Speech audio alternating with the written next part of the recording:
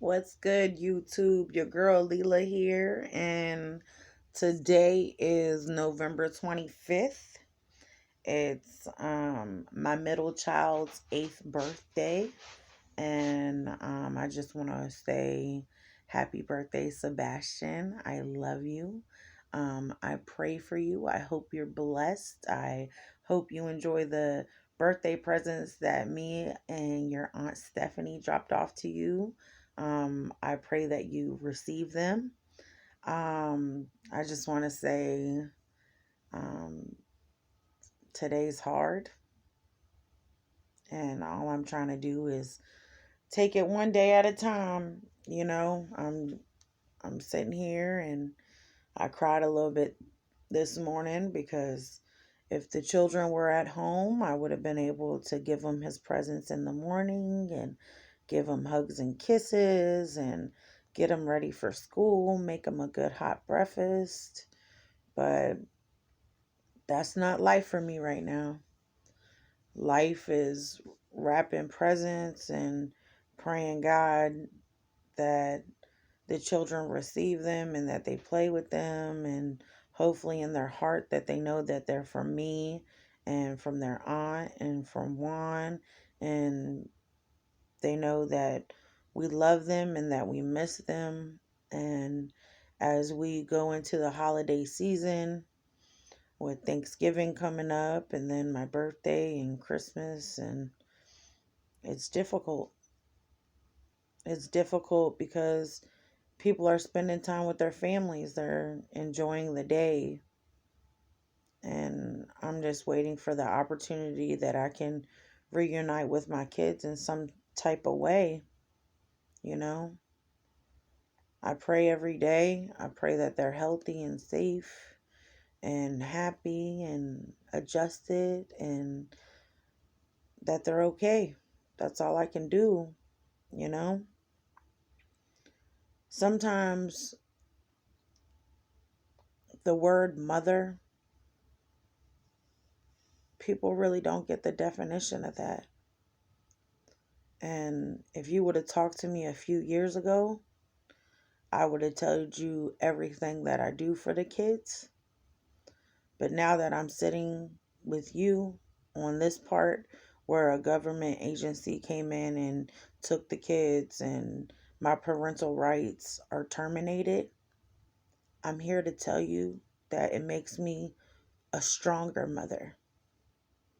Because no matter what, I pray for them, I provide for them, and I wish I could do more, but I'm not allowed to. And it's crazy because we got laws against parents who wants to be parents, and that's crazy. And we're sitting here sending supplies and shit over to other countries, but here in the United States we're ripping families apart for the good old American dollar, and it's just not fair. It's not fair to people like me. It's not fair to my 7 sons. It's not fair that someone else is going to have the memories with them and it's not going to matter in the long run. I mean, I had a good relationship with my foster mother, a fucking dynamite foster mother. Could nobody tell me shit about her? You know what I'm saying? But it's not like that for everybody. My brother, he he had an okay foster life with his foster parents until he got older, and that's when his mental health kicked in, and those people weren't with him when he died. um, they didn't even reach out to say my condolences. They didn't give a fuck. So my brother spent 8 years living with these people. For when he died at 26, no one even cared. But if you love someone, you're going to be there for them. If they're sick in a mental hospital, or if they're fucking dead, or if they're in a hospital, you're going to at least make an attempt to be there, right? My parental rights were terminated And I still do what I got to do for my kids. Because a mother doesn't stop because a judge says, hey, you're not qualified. People make mistakes every day. Who's to say that a judge didn't make a mistake on my character? I'm just being real and I'm just being honest. And I love my boys, and it breaks my heart to think that they're getting older without me and I'm not there for them. But they need to realize and they need to know that this wasn't my choice. This was not my choice. My choice would to always be with my children. They've always been my top priority in life. They're everything I wanted. They're everything I hoped for. They're everything I dreamed about and more. I'm blessed and I'm fortunate that I had 7 healthy, beautiful babies. God blessed me. He really did. And in the meantime, you know, I just, I can't question what the Lord's preparing us for. I can't, although I want to. I've cried. I've said some pretty hateful and pathetic ass shit. But who wouldn't in my shoes? But I gotta remain positive. I gotta keep on thinking that my good deeds, my good works, the Lord's gonna see it, and you know, He's gonna bless this family, my Wyford family, in public. Like I know He is. I know the Lord is. I have that faith. I know that it's not over, and I've come a long way mentally. Because if you would have talked to me when all this shit was going down, oh no, I've changed. I'm still dramatic as hell, but I'm not that woman. You know what I'm saying? Like, this is hard. This is hard. And I understand why people kill themselves. And I understand why people make threats. And I understand because life ain't easy. And when someone comes in and corrupts your heart, you're going to feel some hateful shit. Your mind is a horrible place when you're alone. You want to think positive, but them dark and negative thoughts can haunt you. So that's why you need to pray for your enemy. Because no matter what I got going on in my life, I I know for a fact God got me. God got my 7 sons. God got me. You know? And I just need to be thankful and patient and strong. But I'm here to tell you, it's easier said than done. It's easier said than done. It really is. It's a fucking constant battle in your head because you're like, this can't be real. This this doesn't happen to people. Like, you know what I mean? But I'm just gonna stay blessed and I'm gonna say, happy birthday, Sebastian. I love you. And I hope you enjoy the presents. I enjoyed Stephanie wrapping them, and I wrapped the presents that I got for you. And I just hope and pray that you and your brothers are happy and safe. And, you know, I just want to break down, y'all. I just want to break down. I just want to scream to the top of my lungs and say they should be home with me. I shouldn't have to make a video saying, oh, we wrapped you presents again. We haven't missed a beat. God.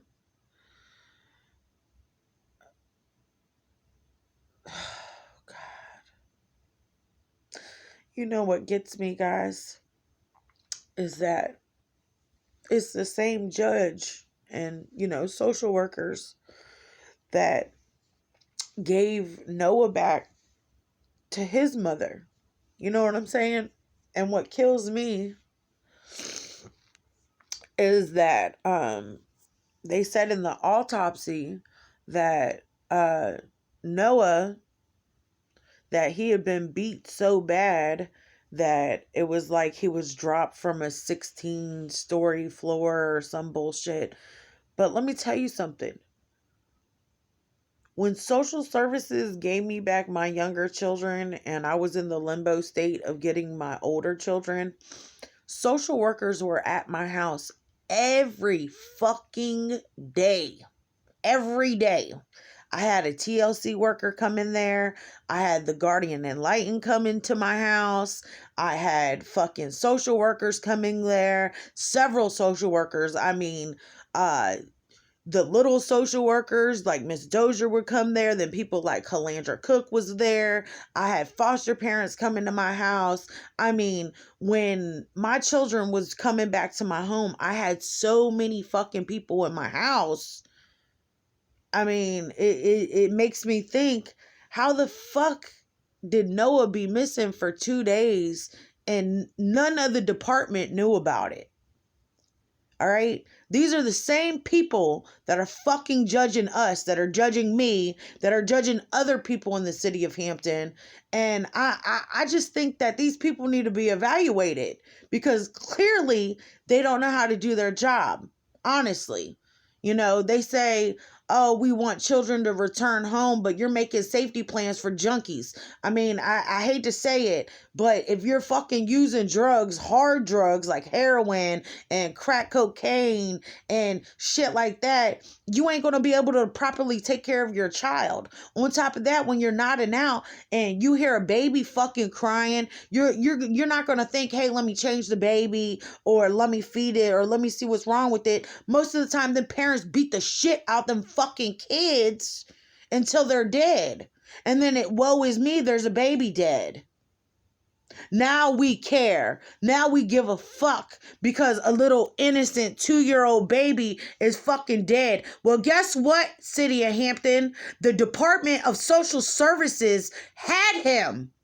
Gave him back. So with Julia being on the line, getting charged with murder, I think some other heads need a roll too. Because let me tell you, CPS failed that child. And you think CPS ain't failing my children? You think CPS ain't fucking teaching them, oh my God, where's my mom? Where's my dad? My younger kids had Juan all their life. Had me all their life, and then they're uprooted from us, and then they get placed in different fucking backgrounds, different ethnicities. Y'all know what I'm saying? I'm fucking mad, but you know what I'm saying? And it fucks with the kid, okay? You start having identity issues. I've already gone through this before on my other videos. Y'all already know where I'm going with this. And I can't help but to be a little bit pissed. I'm a little bit pissed at my governor because I wrote him. I'm pissed at the mayor because I went down there and he told me that it was a state issue, not a fucking city issue. I'm mad at everybody. I'm mad at the fucking lawyers for not playing their part in getting my kids returned home. I'm fucking pissed off at the fucking judge because I'm being honest with you. I was terrified going in front of the judge. You know what I'm saying? My lawyer kept saying that he got this. Clearly, they don't fucking got it. And my lawyer is now a judge. So if he couldn't even help me in my case, how do we know that he is making proper decisions being a judge? That's all I got to say. And okay, even if we are in family motherfucking court, this is court, motherfucker. This is court. If you telling me somebody got some mental health issue, then that means there needs to be a doctor on fucking stand saying, hey, this person can't do X, Y, and Z, or this person can do X, Y, and Z, or this person can function, or this person can do that. If you're not a doctor, then you can't judge somebody just by fucking meeting them. Because let me tell you something. I'm a fucking, look at me. You think I get good responses where I go? I got fucking neck tattoo. I'm over fucking weight. I got a fucking resting bitch face. But my heart, look past this shit. But my heart is what fucking matters. Okay? Family is first, motherfucker, before anything. They're going to sit here and divide and conquer my goddamn family. I know it's a song and it's a tune I've sung to you guys before, but damn it, I'm pissed and I'm tired of being pissed off. My children should be home. My son should be home for his birthday. My kids should be home. We should be able to sing happy birthday to my son as a fucking family. As a family. This shit is pissing me the fuck off, y'all. I was trying to be positive. Lord knows I was trying to be positive to you guys. But it is hard to be positive when shit ain't right. Let me tell you something. When I read shit on the Holocaust, and the one lady, she was all like, yeah, my grandmother was part of the Holocaust, and if she wouldn't have stepped out of line, then she would have died right along with those people. You know what I'm saying? I'm sorry I gotta step out of line. This is not who I am. That is not the fucking character that I am trying to represent. But it keeps my name in your mouth. Keeps you knowing that I am fighting for my kids. Even after you took them from me. You ripped them from my sister's house. Didn't even give me a phone call to tell me you were taking my fucking babies. Didn't take anything with them neither. The clothes on their fucking backs. The fucking, when the kids first started going to fucking visitation, they were all in infant carriers. I had to give them car seats. So unfucking professional, fucking Hampton Social Services. When you take a fucking child out of a parent's house and you place them with strangers, you better make sure that motherfucking child got everything. Car seat, fucking bed, fucking food, everything. Cause you making these kids uproot everything they fucking know. And you think that y'all are doing a good job, but let me tell you something.